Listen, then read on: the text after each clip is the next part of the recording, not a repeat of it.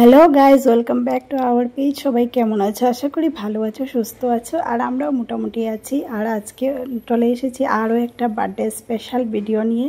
তো আজকে বার্থডেটা হচ্ছে আমার ননদ কন্যা, মানে আমাদের ভাগ্নির বার্থডে আর কি। তো 1 বছর পূর্ণ হয়েছে, সেই উপলক্ষে বার্থডে হচ্ছে। তো তাই করতে করতে আমরা সবাই রেডি হয়ে এবার আমাদের গন্তব্যস্থলে আমরা পৌঁছে গেছি। আর গেটটা অনেক সুন্দর করে সাজানো হয়েছে। আর লোকজন বেশি একটা ছিল না, কারণ আমরা সন্ধেবেলায় পৌঁছে গিয়েছিলাম, তো সেই সময় তো লোকজন মানে আসেনি আর কি। তো যাই হোক, এবার ভেতরে প্রবেশ করা যাক। হ্যাঁ, বাহ, সুন্দর হয়েছে তো এই জায়গাটা।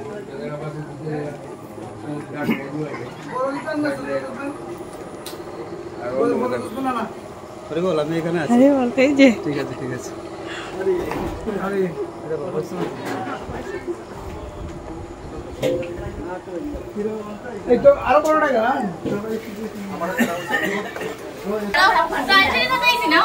আচ্ছা, কিছু তো না, সাথে আগে একটু দেখাইলে সবে।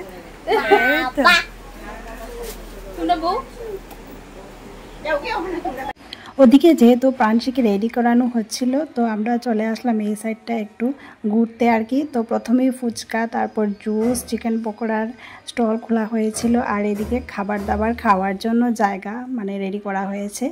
আর এই পাশে দেখো অর্কেস্ট্রার প্রোগ্রাম হচ্ছিল, এখনও শুরু হয়নি। আর এদিকে 2জন জোকারকেও সাজানো হয়েছে, রাখা হয়েছে আর কি। তারপরে আমি চলে আসলাম একটু ফুচকা খেতে। তো ফুচকাটা কিন্তু প্রচুর পরিমাণে ঝাল ছিল, তো আমি 2-3টা খেয়েছি, তারপর কিন্তু অনেক বেশি ঝাল লেগেছিল। তারপরে জুস খেয়ে নিয়েছি। আর শ্রমিকের পাপাও 2-3টাই খেয়েছে, বেশি পছন্দ করে না।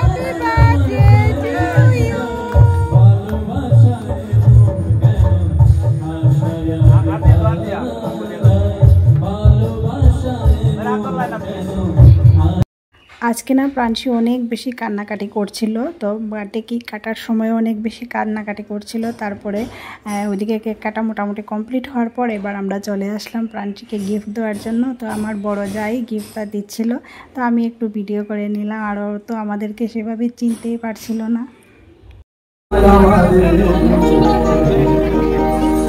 আমি এই বিনতি করি রে।